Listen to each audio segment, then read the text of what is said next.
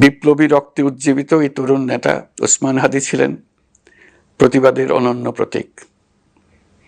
তার কর্মের মধ্য দিয়ে তিনি শুধু প্রতিবাদ নয়, দেশপ্রেম, ধৈর্য ও দৃঢ়তার অনন্য দৃষ্টান্ত রেখে গেছেন।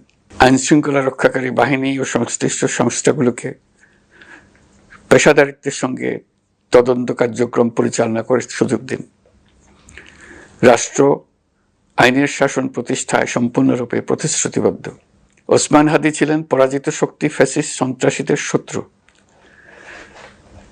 তার কণ্ঠ স্তব্ধ করে বিপ্লবীদের ভয় দেখানোর অপচেষ্টা সম্পূর্ণভাবে ব্যর্থ করে দেন।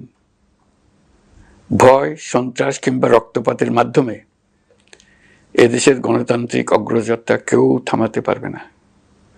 আমরা এখন গণতান্ত্রিক উত্তরণের চূড়ান্ত পর্যায়ে উপনীত হয়েছি।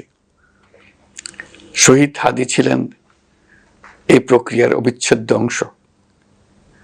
তার একান্ত ইচ্ছা ছিল আসন্ন নির্বাচনে প্রতিদ্বন্দ্বিতা করে নতুন বাংলাদেশ বিনির্মাণের পরবর্তী ধাপে সক্রিয় ভূমিকা রাখা। অত্যন্ত দুঃখের বিষয়, তার এই মহতী ইচ্ছা অপূর্ণ রয়ে গেল। তার স্বপ্ন বাস্তবায়নের দায় আজ সমগ্র জাতির কাঁধে ন্যস্ত।